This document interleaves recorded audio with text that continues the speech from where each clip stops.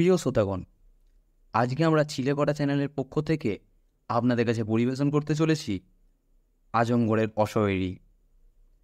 আজকের এই গল্পটি যদি আপনাদের ভালো লাগে তাহলে অবশ্যই একটি লাইক দেবেন আর আমাদের চ্যানেলটিকে সাবস্ক্রাইব করে রাখবেন আরও এরকম গল্প শোনার জন্য। চলুন বন্ধুরা, গল্পটি শুরু করা যাক।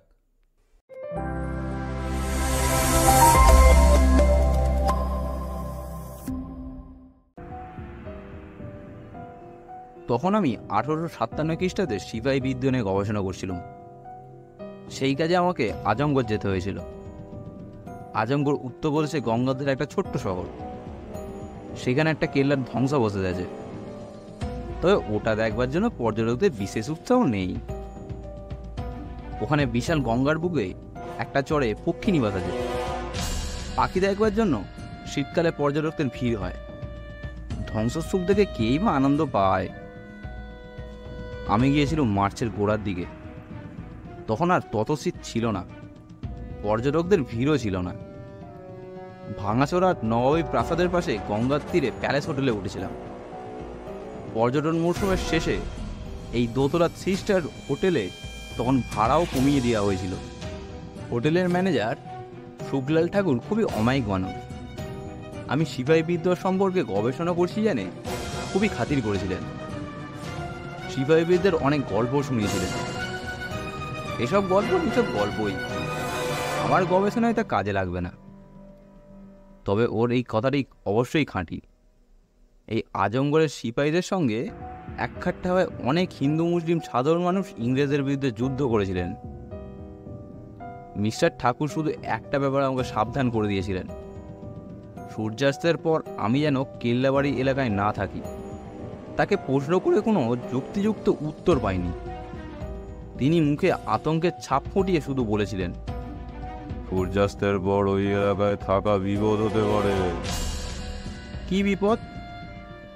প্যালেসের হোটেলের ম্যানেজার কিছু বলতে যাচ্ছেন, এমন সময় কয়েকজন সাহেবী মেম দল বেঁধে হোটেলের লাউঞ্জে ঢুকলেন। তিনি তাদের নিয়ে ব্যস্ত হয়ে পড়লেন।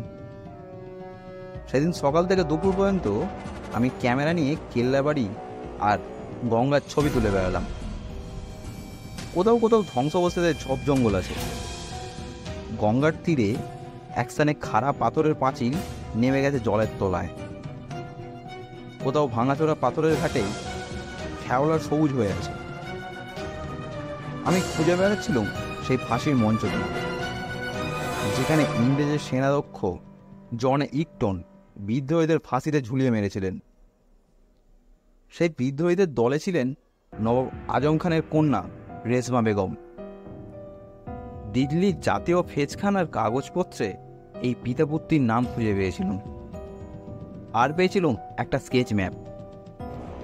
সেটা এঁকেছিলেন এক আইরিশ শিল্পী টমাস পিট। 1860 খ্রিস্টাব্দে সেই শিল্পী এ অঞ্চলে বেড়াতে এসেছিলেন। স্কেচ ম্যাপে কেল্লার বাড়ির সীমানা ছাড়াও খুঁটিনাটি অনেকগুলো স্থানে চিহ্নিত করা ছিল। ফাঁসির মঞ্চ, বিদ্রোহীদের কবরখানা, রেশমা বেগমের গোপন অস্ত্রাগার, এরকম অনেক কিছুই ছিল ওতে। আমি জীর্ণ ম্যাপ থেকে কপি করে এনেছিলাম। সেই কপি থেকে স্থানগুলো খুঁজে বের করা দেখলাম অসম্ভব ব্যাপার। তবে একটা দৃশ্য আমার কাছে অদ্ভুত মনে হয়েছিল। যেদিকেই তাকাই সেদিকে ধ্বংসস্তূপে শুধু লাল রঙের ফুলের সমারোহ চোখে পড়ে।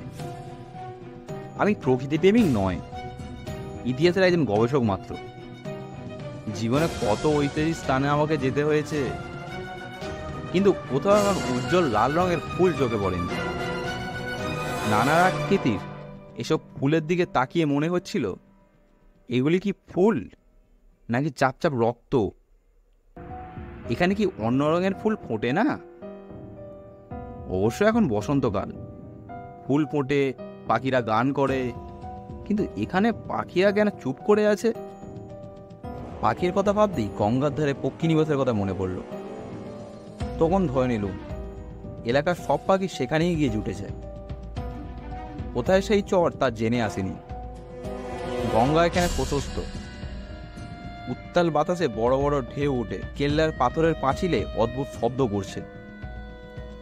চোখ বন্ধ করলে মনে হচ্ছে হাজার হাজার মানুষের কোলাহল। উপরে দূরে ঘন নীল পাহাড়গুলি দেখা যাচ্ছে। কয়েকটি জেলে নৌকো ভেসে বেড়াচ্ছে। অন্যমনস্কভাবে গঙ্গার ধারে জীর্ণ শ্যাওলাধরা ঘাটের মাথায় একটা গাছের ছায়ায় দাঁড়িয়েছিল। সেই সময় আমার ডান দিকের ধ্বংসস্তূপের ভেতর থেকে একজন ফকির বেরিয়ে এলেন। ফকিরের মাথায় জটা, মুখে লম্বা দাড়ি, কনে পা পর্যন্ত লম্বা আলখাল্লা, গলায় মোটা মোটা রং বেরঙের পাথরের মালা, তার এক হাতে প্রকাণ্ড চিমটি। চিমটিটার গোড়া রূপো আর তামার তার দিয়ে বাঁধানো। ফকির ঘাটের কাছে এসে আমার দিকে চোখ কটমট করে তাকিয়ে বললেন, कौन हो तुम? আমি যথাযথ হিন্দিতে নিজের পরিচয় দেওয়ার চেষ্টা করলুম। তারপর বলল, রেজওয়াবেগর ফাঁসির জায়গা আর তার কবর কোথায় তা কি আপনি জানেন? দেখিয়ে দিলে আপনাকে কিছু বকশিস দেবো। ফকির কিন্তু চটে গেলেন। তিনি ক্ষুব্ধ স্বরে বললেন, কে চায় আপনার বকশিস? শীঘ্রই এখান থেকে চলে যাও, না গেলে তোমার বিপদ হবে। তাকে বোঝানোর চেষ্টা করলুম আমি সিপাহী বিদ্রোহ নিয়ে প্রকৃত ইতিহাস লিখতে চাই, কিন্তু ফকির আমাকে পাত্তাও দিল না। মস্ত বড় চিমটিটা তুলে তেড়ে এলেন। চিমটির ডগা শুষ্ক এবং ধারালো। বেগদিক দেখে আমি সরে পড়লুম।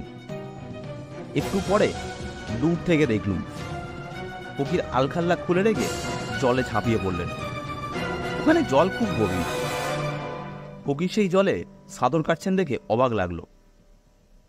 একটা ঝোপের আড়ালে দাঁড়িয়ে তাকে লক্ষ্য করছিল। কিছুক্ষণ পর ফকির জল থেকে উঠে ভিজে গায়ে কালো আলখাল্লা পরে নিয়ে চিমটে সহ এগিয়ে গেলেন। তারপর ধ্বংসস্তূপের আড়ালে অদৃশ্য হলেন। ব্যাপারটা অদ্ভুত লাগলো। ওকে অনুসরণের সাহস হলো না, শুধু জায়গাটা চিনে রাখলুম। তারপর প্যালেস হোটেলে ফিরে গেলুম। স্নান করার পর নিচের ডাইনিং হলে খেতে গেলুম। ডাইনিং হলে ছড়িয়ে ছিটিয়ে বসে লাঞ্চ খাচ্ছিলেন জনা কয়েক বর্ডার। ম্যানেজারের কাছে শুনেছিলুম তারা নানান জায়গা থেকে এসেছেন এবং বিত্তবান ব্যবসায়ী। সাহেব মেমদের দলটি তখনও বাইরে থেকে ফেরেনি। পরিচারক আসলাম খান আমাকে সালাম দিয়ে খাদ্য পরিবেশন করল। সেই সুযোগে তাকে কেল্লাবাড়ি সেই ফকিরের কথা বললুম। আসলাম খান একটু হেসে বলল, ও তো পাগল বাবা স্যার। ওখানে পীরের দলগা আছে, সেখানেই থাকে। একেবারেই পাগল। খিদে পেলে তখন কিন্তু বেরিয়ে আসে। শহরের রাস্তায় বসে সাপ দেয়। তাকে কেউ খেতে না দিলে তার বিপদ হবে। আবার খেতে দিলে সাপ সাপান্ত করে। ওকে কখনো ভয় করবেন না, শুধু বলবেন সঙ্গে পিস্তল আছে, গুলি করে মারবো। দেখবেন তখন কিভাবে দৌড়ে পালায়। একেবারে শিয়ালের মতো কেল্লার জঙ্গলে লুকিয়ে যাবে। আসলাম খানের কাছে এ কথা শুনে আশ্বস্ত হয়েছিলুম। তাই খাওয়ার পর ঘণ্টাখানেক বিশ্রাম করে আবার কেল্লাবাড়িতে গেলুম। ফকির যেখানে ধ্বংসস্তূপের ফাঁকে উধাও হয়েছিল সেখানে গিয়ে সংকীর্ণ একফালি পায়ে চলা পথ খুঁজে পেলুম। দুধারে ঝোপঝাড় আর পাথর, আঁকামাকা গোলক ধাঁধার মতো পথ। হাঁটতে হাঁটতে একসময় থমকে দাঁড়ালুম। সামনে একটা কাঠের বেড়া। বেড়াতে একটা ফটক আটকানো আছে, তাতে ইংরেজিতে লেখা আছে নিষিদ্ধ এলাকা। তার নিচে একটা মরার খুলি এবং খুলির তলায় আড়াআড়িভাবে দুটো হাড় আঁকা। এই চিহ্নের অর্থ সাংঘাতিক। নিষেধাজ্ঞার তলায় ছোট অক্ষরে লেখা কেন্দ্রীয় পুরাতত্ত্ব বিভাগ, ভারত সরকার। বুঝতে পারলুম না কেন সরকারি পুরাতত্ত্ব বিভাগ এই বিপজ্জনক নিষেধাজ্ঞা জারি করে রেখেছে। বেড়ার ফাঁকে পা দিয়ে উঠে উঁকি মেরে ওদিকটা দেখতে পেলুম। খানিকটা ফাঁকা জমির পর নিচে গঙ্গার বুকে বালির চড়া। চড়াটা বহু দূর অব্দি বিস্তৃত। বিকালের রোদে চড়ার শেষ প্রান্তের কাঁটাতারের বেড়া চোখে পড়ল। এবার বুঝতে পারলুম ওই চড়ায় চোরাবালি আছে। তাই এই সতর্কতা। কাঠের বেড়া থেকে নেমে যে পথে এসেছিলুম সেই পথেই ফিরে চললুম। একটু পরে দেখি ডান দিকে একটা সংকীর্ণ রাস্তা চড়াইয়ে উঠে গেছে। রাস্তাটা লাল ধুলোয় ভরা। এটা কেন চোখে পড়েনি তখন? আসলে লাল রাস্তাটা ঝোপের আড়ালে থাকায় লক্ষ্য করিনি। তাছাড়া একটা প্রকাণ্ড চৌকো কালো পাথর রাস্তাটিকে আড়াল করেছিল। পাথরটাতে নকশার মতো আঁকা লিপি দেখে বুঝলুম আরবি ওরফে কিছু লেখা আছে। তখনই ক্যামেরার কালো পাথরটার কয়েকটা ছবি তুলে নিলাম। তারপরে পাথরের এক পাশ দিয়ে এগিয়ে লাল রাস্তায় পৌঁছলুম। কিন্তু সংকীর্ণ রাস্তাটা লাল ধুলোয় জুতো প্রায় ডুবে যাচ্ছিল। প্যান্টটা একটু গুটিয়ে নিতে হলো। সাবধানে পা ফেলে একটুখানি এগিয়েছি। হঠাৎ চমকে উঠলুম। আমার পায়ের ফুট 6 দূরে চোখের সামনে এইমাত্র একটা জুতোর ছাপ ফুটে উঠেছে। প্রথমে ভাবলুম চোখের ভুল, কিন্তু আশ্চর্য ঘটনা, আমি আবার পা ফেলে এগোতেই আমার সামনে একই দূরত্ব বরাবর আগে পিছে জুতোর ছাপ ফুটে উঠেছে। বুকের ভেতরটা ঠান্ডা হিম হয়ে গেল। কোনো এক অশরীরী আমার সামনে হেঁটে চলেছে। এতে কোনো ভুল নেই। তার জুতোর ছাপগুলি আমার জুতোর ছাপের তুলনায় ছোট। কিন্তু কে সে? চোখের ভুল কিনা জানার জন্য দুঃসাহসী হয়ে আবারও কয়েক পা এগিয়ে গেলুম। আবার আমার সামনে একই দূরত্বে সেই অশরীরী জুতো স্পষ্ট ছাপ ফুটে উঠল। এবার আমার সব সাহস উবে গেল। শেষবেলার রোদের এই অবিশ্বাস্য ঘটনা দেখে আমার বোধ বুদ্ধি কুলিয়ে গেল। আমি দ্রুত পিছু ফিরে লাল ধুলোয় টলতে টলতে কালো পাথরের পাশ দিয়ে বেরিয়ে এলুম। তারপর বিভ্রান্তভাবে ধ্বংসস্তূপের ভেতর দিয়ে দৌড়তে থাকলুম। একটু পরে গঙ্গার ধারে খোলা জায়গায় পৌঁছে পিছু ফিরে দেখে নিলুম কেউ আমাকে অনুসরণ করছে কিনা। এরপর কি করে যে হোটেলে ফিরেছিলুম মনে পড়ে না। জীবনে বহু ঐতিহাসিক ধ্বংসস্তূপ এবং দুর্গম স্থানে গেছি, কিন্তু এমন অদ্ভুত ঘটনা কোথাও ঘটেনি। হোটেলের লাউঞ্জে বসে ইশারা একজন ওয়েটারকে ডেকে কফি আনতে বলল। সে কফি এনে দিল। কফি খেতে খেতে ঠান্ডা মাথায় বোঝবার চেষ্টা করলুম। এমন সময় দেখি লাউঞ্জের অন্য প্রান্তে একজন ভদ্রলোক দাঁড়িয়ে আছেন। পরনে জিন্স এবং টি শার্ট, মুখে গোঁপ, বেশ বলিষ্ঠ গরম। গায়ের রং শ্যামবর্ণ হয়েও নয়। ভদ্রলোকের মুখে যেন একটা বিরক্তির ছাপ এবং চোখ দুটো কুতকুতে। এরকম চেহারার মানুষ দেখলে অস্বস্তি জাগে। ভদ্রলোক সম্ভবত প্যালেস হোটেলের লাউঞ্জে বসে কারো যেন অপেক্ষা করছিলেন। তাকে না পেয়ে হয়তো বিরক্ত এবং অধৈর্য হয়ে উঠেছেন। আমার চোখে চোখ পড়তেই তিনি এগিয়ে এলেন। তারপর বাংলায় বলে উঠলেন, আপনি কি বাঙালি? বললুম, হ্যাঁ। ভদ্রলোক অমায়িক হেসে আমার মুখোমুখি বসে বললেন, মশাই, বাঙালির চেহারা দেখলেই চেনা যায়। আমার ঠাকুরদার ওকালতি করতে আজমগড় এসেছিলেন, তারপর আর দেশে ফেরেননি। বাবাও ওকালতি করতেন। আমি কিন্তু ব্যবসা করি। আমার নাম অশোক রায়। আপনার পরিচয় পেলে খুশি হব। অশোকবাবুকে প্রথমে দেখে যা ভেবেছিলুম তার অমায়িক হাবভাব এবং কথাবার্তা শুনে সেই ধারণা কেটে গেল। আমার পরিচয় পেয়ে তিনি খুব উৎসাহিত হয়ে উঠলেন। বললেন, কেল্লাবাড়ির ধ্বংসস্তূপের মধ্যে কোথায় কি ছিল তা আমার নগদর্প নেই। আমার ছেলেবেলার সব কিছু ধ্বংস হয়ে যায়নি। ওয়েটারকে আবার ডেকে ওর জন্য কফি আনতে বললুম। তারপর অশোকবাবু আজমগড়ের পুরনো ঐতিহাসিক কাহিনী বলতে শুরু করলেন। ম্যানেজারের কাছে এসব গল্প শুনেছি। ওয়েটার কফি দিয়ে গেল। কফি খেতে খেতে অশোকবাবু বললেন, আজ বিকালে কলকাতা থেকে আমার একজন ব্যবসায়ী বন্ধু আসার কথা ছিল। তার জন্য অপেক্ষা করে অস্থির। 6টা বেজে এলো, সে এলো না। কাজেই ধরে নিচ্ছি আর সে আসবে না। না আসুক। আপনার সঙ্গে আলাপ করে যে কি আনন্দ পেলুম বোঝাতে পারবো না। তা আপনি হোটেলে থাকবেন কেন? আমাকে এক গাদার টাকা খরচ, বরং আমার অতিথি হন। আপনাকে দেখলে আমার স্ত্রী ছেলে মেয়েও খুব খুশি হবে।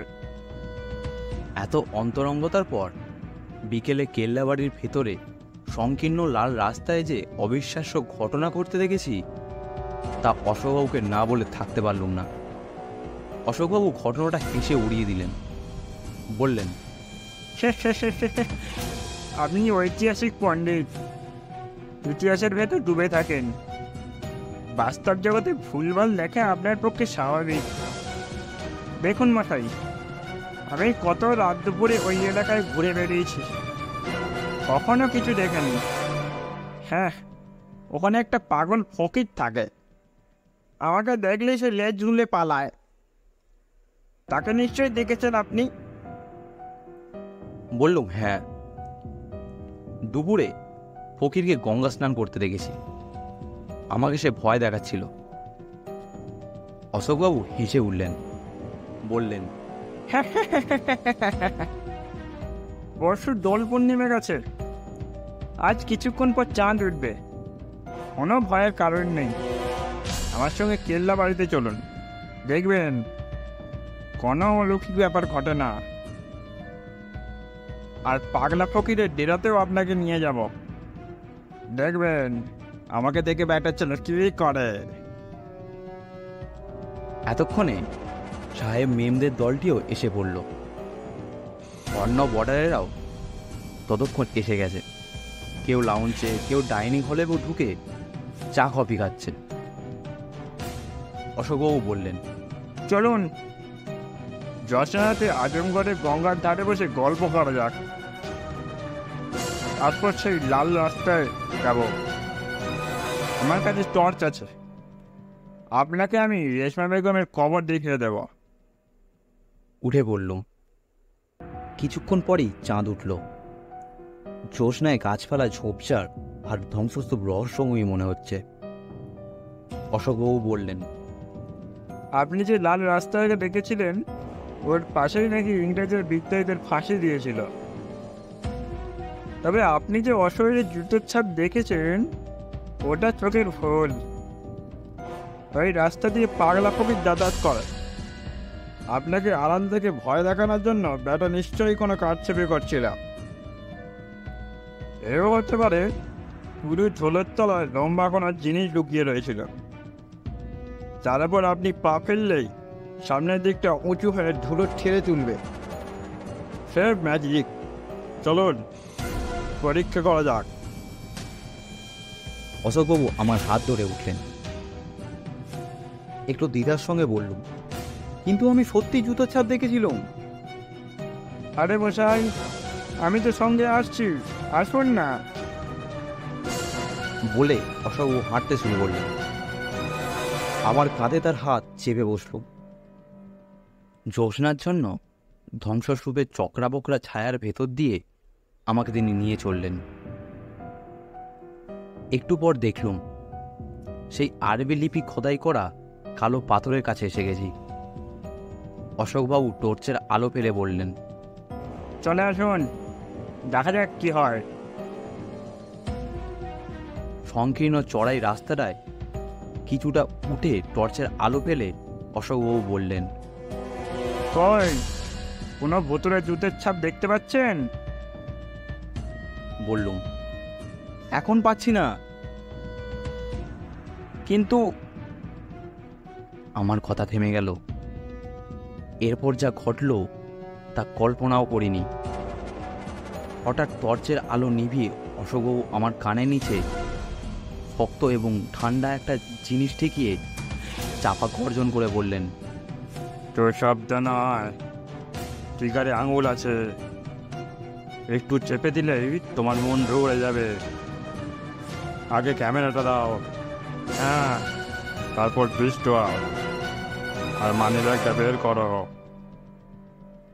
মুহূর্তে আমি টের পেয়ে গেছি এক ভদ্রবেশী গুন্ডার পাল্লায় পড়েছি। হোটেলের ম্যানেজার মিস্টার ঠাকুর আমাকে সাবধান করে দিয়েছিলেন কেন, এতক্ষণে তার মর্ম বুঝতে পারলুম।